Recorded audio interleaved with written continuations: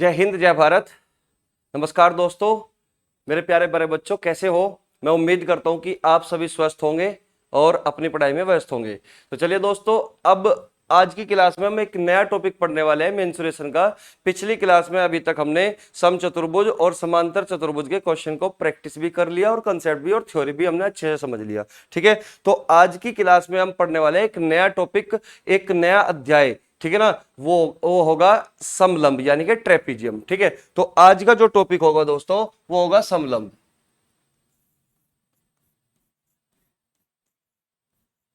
समलंब यानी कि ट्रेपीजियम।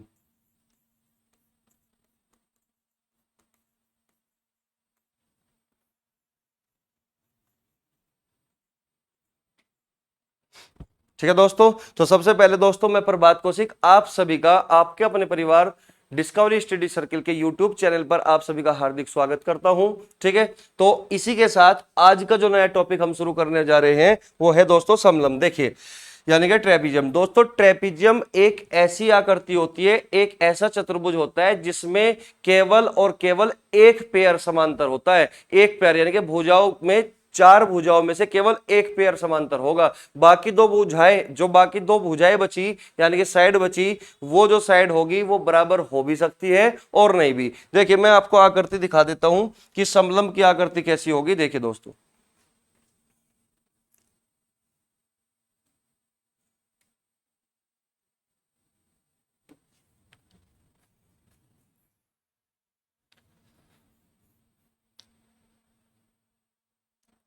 ये समलंब है। ठीक है,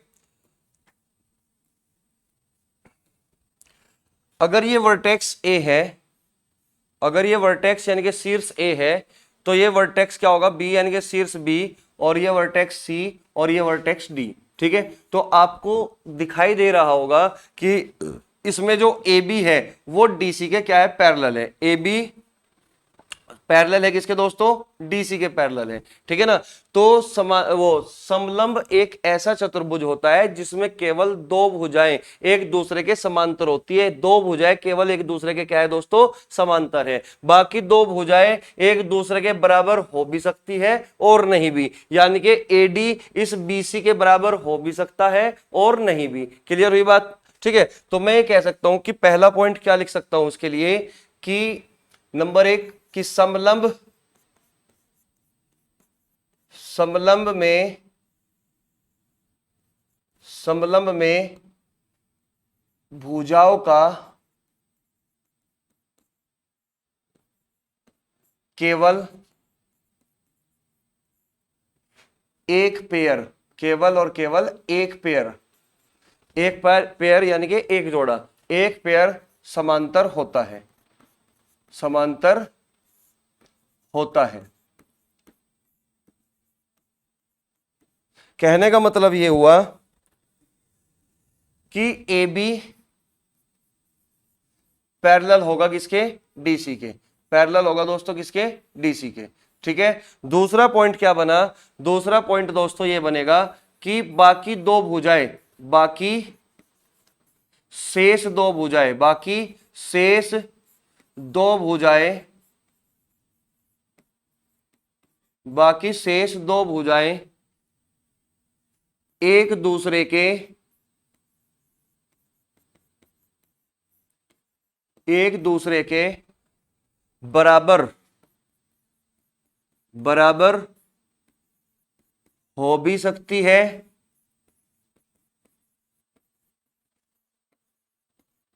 और नहीं भी, और नहीं भी। अगर शेष दो भुजाएं, अगर शेष दो भुजाएं बराबर है तो वह एक समद्विबाहु समलंब कहलाएगा, समलंब कहलाएगा। ठीक है। तो मैं आपसे ये कहना चाहता हूं कि अगर जो ये शेष दो भुजाएं बची यानी कि एडी और जो बीसी बची, ये एक दूसरे के बराबर हो भी सकती है और नहीं भी, ठीक है ना। अगर ये दोनों बराबर होती है तो इसका मतलब ये जो समलंब बनेगा ये समद्विबाहु समलंब बनेगा फिर, ठीक है ना दोस्तों। तो चलिए दोस्तों, इसमें केवल 2 पॉइंट ही थे कि समलंब एक ऐसी आकृति होती है कि जिसमें केवल और केवल एक पेयर एक दूसरे के समांतर होता है, केवल एक पेयर एक दूसरे के समांतर होता है। यानी कि यहां पर AB इस DC के समांतर है, जबकि AD इस BC के बराबर हो भी सकता है और नहीं भी। अगर बराबर हुआ तो कौन सा समलंब बनेगा? समद्विबाहु समलंब बनेगा, ठीक है। तो बात करता हूं दोस्तों मैं अब इसके फॉर्मूले की, ठीक है ना, कि इसका फॉर्मूला क्या होगा। देखिए, यानी कि क्षेत्रफल की, अगर मैं इसके क्षेत्रफल की बात करूं दोस्तों, अगर मैं इसके क्षेत्रफल की बात करूं, ये समलंब में मैं फिर से बना दिया, ठीक है। यहां पर अगर मैं इसके क्षेत्रफल की बात करूं, ये वर्टेक्स A और ये वर्टेक्स B और ये वर्टेक्स C और ये वर्टेक्स D, ठीक है। अगर D पॉइंट से मैं सामने वाली भुजा पर लंब डालता हूं, अगर D पॉइंट से मैं सामने वाली भुजा पर क्या डालता हूं दोस्तों? लंब डालता हूं। ये डाल दिया मैंने एक परपेंडिकुलर यानी कि लंब, ठीक है ना।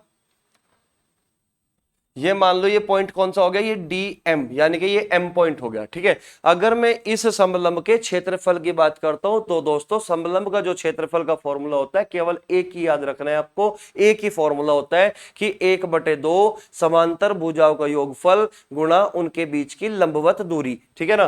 तो यानी कि मैं ये कह सकता हूं कि अगर मैं मान के चलूं कि जो साइड AB है, जो साइड क्या है? AB, इसकी लंबाई दोस्तों कितनी मान ली मैंने? A मान ली। इसकी लंबाई कितनी है? A। अगर इसकी लंबाई A है और जो DC साइड है इसकी लंबाई दोस्तों मैं B मान लेता हूं कि ये लंबाई कितनी है? B है। ये लंबाई आपकी B है, ठीक है। और अगर मैं मानता हूं इसको BC, यानी कि BC की लंबाई मैंने मान ली कि ये लंबाई कितनी है दोस्तों? C, इसकी लंबाई है C, ठीक है। और AD की लंबाई मान लेते हैं D, इसकी लंबाई है D।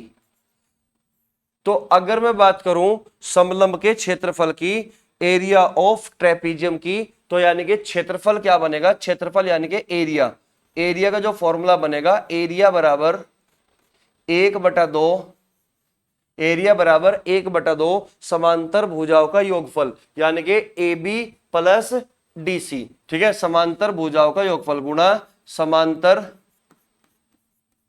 समांतर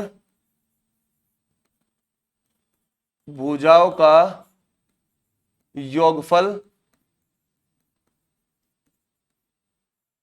गुणा उनके बीच की लंबवत दूरी, गुणा उनके बीच की लंबवत दूरी, ठीक है ना, उनके बीच की लंबवत दूरी। तो कहने का मतलब ये हुआ कि जो एरिया बनेगा वो 1/2 समांतर भुजाओं का योग। तो समांतर भुजाएं कौन सी है? AB, यानी कि जो AB है वो इस DC के समांतर है, यानी कि AB प्लस DC क्या होगा दोस्तों? AB plus DC। तो AB प्लस DC इंटू उनके बीच की लंबवत दूरी। तो उनके बीच की लंबवत दूरी क्या है दोस्तों? DM होगी। उनके बीच की लंबवत दूरी क्या होगी? DM, ठीक है ना। तो उनके बीच की लंबवत दूरी DM। तो दोस्तों ये समलंब चतुर्भुज का क्या बनेगा? क्षेत्रफल बनेगा, ठीक है। तो यानी कि एरिया बराबर, तो मैं ये कह सकता हूं कि जो एरिया बनेगा, एरिया बराबर 1/2 A प्लस B इंटू, अगर मैं इसको हाइट h मान लेता हूं, क्या मान लेता हूं? h। ये हाइट क्या है? h। 1/2 A प्लस B यानी कि समांतर भुजाओं का योग इंटू बीच की लंबवत दूरी यानी कि h, ठीक है ना, बीच की लंबवत दूरी। तो ये बनेगा दोस्तों समलंब चतुर्भुज का क्षेत्रफल, ठीक है। मैं उम्मीद करता हूं कि चीजें आपको अच्छे से समझ में आई होगी, ठीक है। एक समलंब है, समलंब का मतलब यानी कि आमने सामने, यानी कि केवल एक पेयर, केवल और केवल एक पेयर जिसका समांतर हो वो कहलाता है समलंब। शेष दो भुजाएं बराबर हो भी सकती है और नहीं भी, ठीक है ना। तो इसकी जो क्षेत्रफल का फॉर्मूला है, एक ही फॉर्मूला आपको पढ़ना था, 1/2 समांतर भुजाओं का योगफल इंटू उनके बीच की लंबवत दूरी। तो चलिए दोस्तों नेक्स्ट कंसेप्ट की ओर बढ़ते हैं। नेक्स्ट कंसेप्ट देखिए, अगला जो कंसेप्ट है दोस्तों वो क्या होगा, सर्किल। सर्किल यानी कि वृत्त, ठीक है, सर्किल यानी कि वृत्त।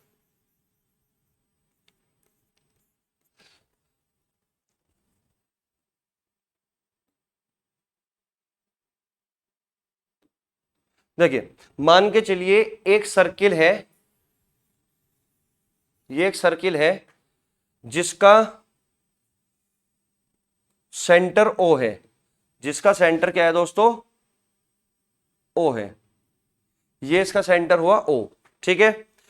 और इसकी जो त्रिज्या होगी यानी कि रेडियस होगी, इसकी जो त्रिज्या होगी यानी कि रेडियस होगी वो कितनी मान ली हमने, आर, वो कितनी मान ली, आर, ठीक है। तो इधर से ये भी तो रेडियस आर ही होगी, यानी कि ये भी रेडियस क्या होगी, आर, ठीक है। ये ए बी, ये पॉइंट बी, ठीक है, ये पॉइंट ए हुआ और ये पॉइंट बी हुआ।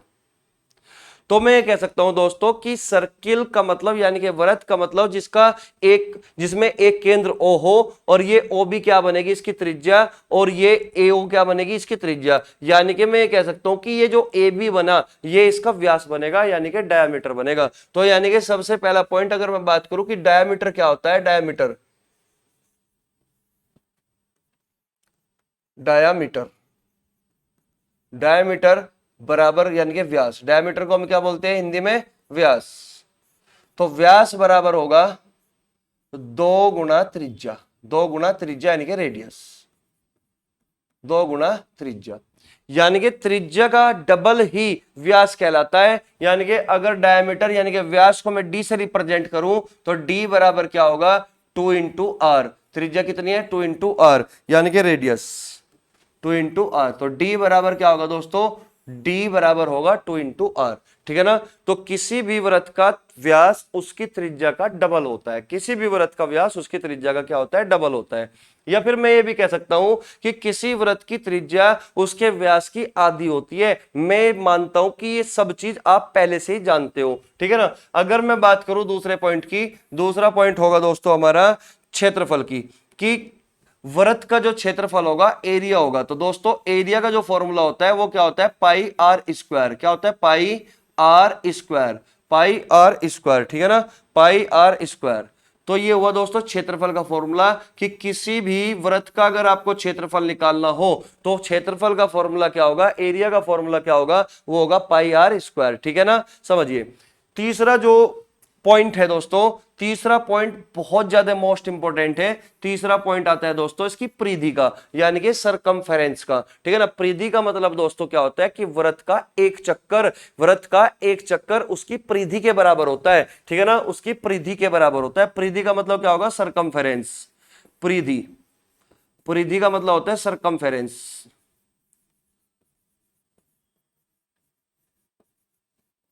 तो आपको यहां पे एक बात और जाननी पड़ेगी दोस्तों, कि वृत्त में जो परिधि होती है वो उसके परिमाप के बराबर होती है। यानी कि मैं ये कह सकता हूं कि परिमाप और परिधि, वृत्त में परिमाप और परिधि दोनों एक ही बात है। क्योंकि परिमाप का मतलब, परिमाप का मतलब भी क्या है दोस्तों, परिमाप का मतलब भी दोस्तों चारों ओर को घूमना होता है। और परिधि का मतलब भी क्या होगा, परिधि का मतलब होगा केवल और केवल चाप की लंबाई। तो दोस्तों ये पूरी की पूरी चाप ही तो है, आर की तो है भाई, ये पूरी की पूरी हमारी चाप ही तो है, यानी कि आर की तो है। परिधि का मतलब होता है केवल चाप की लंबाई, और ये पूरी हमने जो सर्कल घुमाया ये पूरी चाप ही तो घुमाई हमने, तो ये चाप की लंबाई ही हमारी परिधि बनेगी। और पूरा एक चक्कर जो है वृत्त का वो परिधि के बराबर होता है, ठीक है। और परिधि और परिमाप दोनों के दोनों समान होते हैं, यानी कि वृत्त के अंदर परिधि और परिमाप क्या होंगे, दोनों आपस में बराबर होते हैं।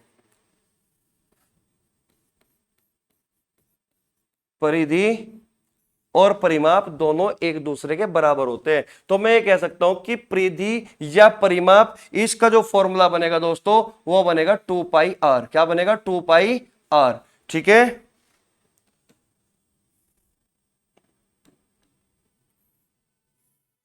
ये तीसरा फॉर्मूला है, और ये सबसे मोस्ट इंपॉर्टेंट बात थी कि किसी भी वृत्त में परिधि बोलो या परिमाप बोलो बात एक ही है, दोनों की बात एक ही है, दोनों का मतलब एक ही है, दोनों का फॉर्मूला एक ही है, 2 पाई आर, ठीक है। लेकिन अर्धवृत्त में मेरे दोस्त ऐसा नहीं है। अर्धवृत्त की परिधि का फॉर्मूला अलग होता है, अर्धवृत्त के परिमाप का फॉर्मूला अलग होता है, ठीक है ना। वहां पे अलग अलग यानी कि परिधि अलग हो जाती है और परिमाप अलग हो जाता है। देखिए अगर मैं बात करूं अर्धवृत्त की, तो सबसे पहले हमने वृत्त को जाना कि वृत्त यानी कि जिसका सेंटर O और त्रिज्या R, ठीक है। तो व्यास क्या बनेगा दोस्तों, व्यास बनेगा त्रिज्या का डबल, यानी कि रेडियस का जो डबल होता है वो व्यास कहलाता है, या फिर व्यास का जो आधा होता है वो क्या कहलाता है, त्रिज्या कहलाती है। फिर उसके बाद हमने पढ़ा कि किसी भी वृत्त का जो क्षेत्रफल होगा वो किसके बराबर होगा, पाई आर स्क्वायर, यानी कि किसी भी वृत्त का क्षेत्रफल अगर आपको निकालना है तो वो पाई आर स्क्वायर के बराबर होता है। अगर मैं बात करूं वृत्त की परिधि की, परिधि किसके बराबर होगी,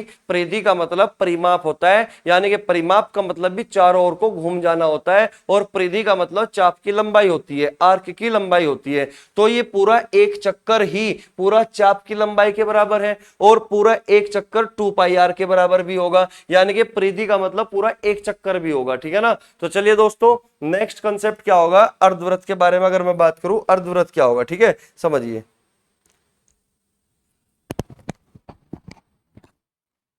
देखिए नेक्स्ट होगा सेमी सर्कल, नेक्स्ट कंसेप्ट है आपका सेमी सर्कल, सेमी सर्कल, ठीक है, यानी कि अर्धवृत्त बोल सकता हूं मैं इसको, अर्धवृत्त।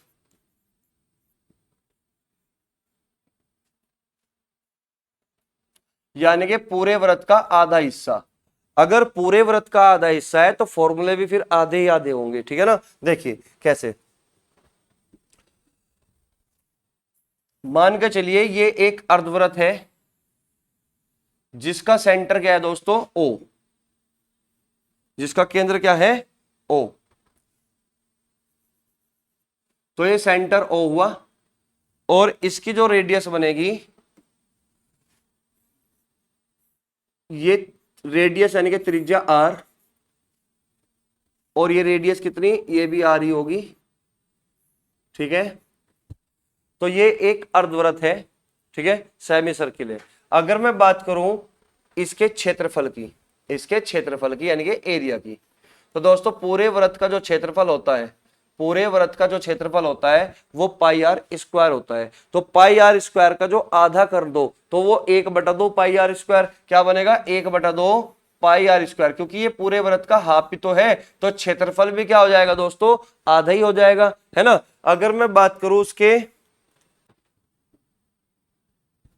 अगर मैं इसकी बात करूं इसके परिमाप की या परिधि की, ठीक है ना, परिमाप या फिर परिधि, तो इसकी जो परिधि होगी सरकमफेरेंस होगी, यानी कि मैं बात कर रहा हूं उसकी परिधि की। तो परिधि का मतलब जैसे कि मैं अभी अभी आपको बताया कि परिधि का मतलब होता है दोस्तों चाप की लंबाई, परिधि का मतलब क्या होता है, चाप की लंबाई। तो यहां से लेकर ये पूरी क्या है, ये चाप की तो है, आर की तो है, तो मुझे केवल और केवल अर्धवृत्त में अगर परिधि बताना है तो परिधि का मतलब दोस्तों केवल और केवल चाप की लंबाई होता है, और जो पूरे वृत्त की, पूरे वृत्त में चाप की लंबाई थी वो दोस्तों 2 पाई आर थी। तो अगर आधे वृत्त की मैं बात करूंगा तो आधे वृत्त की चाप की लंबाई क्या होगी, 2 पाई आर का आधा, यानी कि पाई आर बचेगी, क्या बचेगी, पाई आर बचेगी।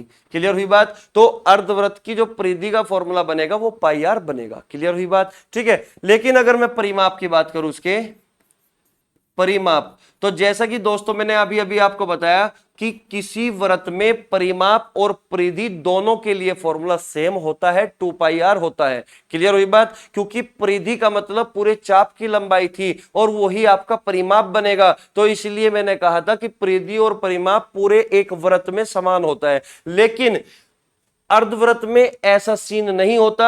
अर्धवृत्त में अगर परिधि की बात करता है तो परिधि का मतलब होता है केवल और केवल चाप की लंबाई, ठीक है ना, केवल चाप की लंबाई। पूरे वृत्त में पूरी चाप की लंबाई कितनी थी, 2 पाई आर, लेकिन अर्धवृत्त में चाप की लंबाई कितनी है, केवल 2 पाई आर का हाफ, यानी कि पाई आर, ठीक है ना। अगर मैं बात करूं परिमाप की, तो परिमाप का मतलब होता है दोस्तों, जैसे कि मैं पिछली वीडियो में आपको बता चुका हूं कि परिमाप का मतलब होता है कि एक पॉइंट से चलकर वापस घूम फिरकर वापस उसी पॉइंट पर आना, उसी पॉइंट पर लौट आना क्या कहलाता है? परिमाप कहलाता है। देखिए समझिए, मैं अगर परिमाप की बात करता हूं तो परिमाप का मतलब है कि अगर मैं इस पॉइंट से चलना स्टार्ट करता हूं मेरे दोस्त, तो मैं घूम फिरकर वापस इसी पॉइंट पर आ जाऊंगा। ये पूरा का पूरा, ये पूरी की पूरी डिस्टेंस जो हमने कवर की, यही क्या बनेगा? यही हमारा परिमाप बनेगा। यही हमारा क्या बनेगा दोस्तों? परिमाप बनेगा। तो ये पूरी डिस्टेंस हमने जो कवर की, ये जो पिंक वाली डिस्टेंस है, ये पूरा क्या बनेगा? परिमाप बनेगा। तो आपने यहां पे नोटिस किया होगा कि यहां से चलकर वापस इसी पॉइंट पर लौट आना क्या कहलाएगा? आपका परिमाप बनेगा। तो हमने कितनी डिस्टेंस कवर की? तो एक तो ये चाप की लंबाई कवर की हमने, यानी कि पाई आर, यानी कि पाई आर, और एक ये रेडियस, ये कितनी रेडियस है? आर, और उतनी ही रेडियस इधर है यानी कि आर। तो कितनी लंबाई और चली हमने? वो चली हमने 2r, वो चलिए हमने दोस्तों 2r। तो परिमाप क्या बनेगा? पाई आर प्लस 2r। तो आप देख रहे होंगे यहां पे कि हम यहां पे कॉमन क्या ले सकते हैं? r ले सकते हैं, ठीक है ना। तो पाई, पाई की वैल्यू कितनी होती है? 22/7 प्लस 2। तो r इंटू 7 दूनी 14, और ये 22 कितना होगा? 36, 36/7, ठीक है ना, 36/7। तो जो परिमाप बनेगा दोस्तों, तो परिमाप क्या बनेगा? 36/7r, 36/7r, ये बनेगा इसका परिमाप का फॉर्मूला। क्या बनेगा? परिमाप का फॉर्मूला, ठीक है, ये बनेगा परिमाप का फॉर्मूला। तो 3 फॉर्मूले बताए दोस्तों मैंने। एक तो फॉर्मूला हुआ आपका एरिया का, दूसरा फॉर्मूला हुआ आपका परिधि का, और तीसरा फॉर्मूला क्या हुआ दोस्तों? आपको परिमाप का। ये निकल के कहां से आया? ये निकल के आया यहां से, ठीक है ना, पाई आर प्लस 2r। तो उम्मीद करता हूं कि जो चीज मैं आपको समझाना चाहता था वो आपको समझ आया होगा। और हाँ, एक बात और बता दूं दोस्तों आपको, अगर एग्जामिनर थोड़ा कंफ्यूज करना चाहता है बच्चे को एग्जाम के अंदर, एग्जामिनेशन हॉल के अंदर, तो वो आपको परिमाप पे क्वेश्चन पूछेगा। किस पर पूछेगा? परिमाप पे। ये हो जाता है बहुत ज्यादा मोस्ट इंपोर्टेंट, क्योंकि बच्चे से पूछता है वो परिमाप, और बच्चा लगाता है परिधि का फॉर्मूला यानी कि पाई आर, ठीक है, और वहां पे वो गलती कर बैठता है, ठीक है ना। तो ये बात आपको याद रखनी पड़ेगी कि अगर क्वेश्चन में वृत्त के बारे में पूछता है, वृत्त की परिधि पूछता है, या फिर वृत्त के बारे में वृत्त के परिमाप पूछता है, तो इस बात का मतलब परिधि और परिमाप दोनों वृत्त के लिए सेम होते हैं। क्लियर हुई बात? जबकि अर्धवृत्त में ऐसा नहीं होता। अर्धवृत्त में परिधि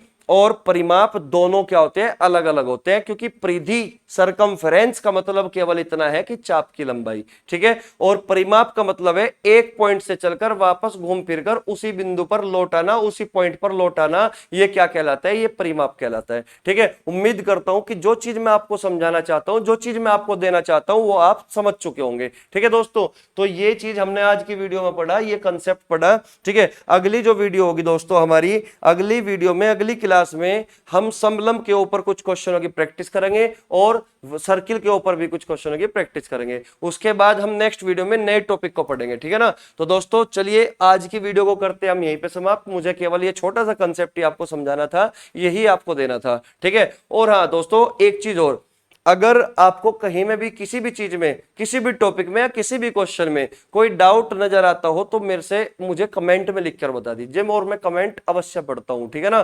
तो आप कमेंट में बताओ तो सही कि भाई ये चीज समझ में नहीं आई, इसको थोड़ा और एक्सप्लेन करो, तो नेक्स्ट वीडियो में मैं उसको थोड़ा एक्सप्लेन करके ही समझाऊंगा फिर, ठीक है। तो चलिए दोस्तों, आज की इस वीडियो का करते हैं हम अंत, यहीं पे खात्मा करते हैं। नमस्कार, ठीक है, जय हिंद, जय भारत।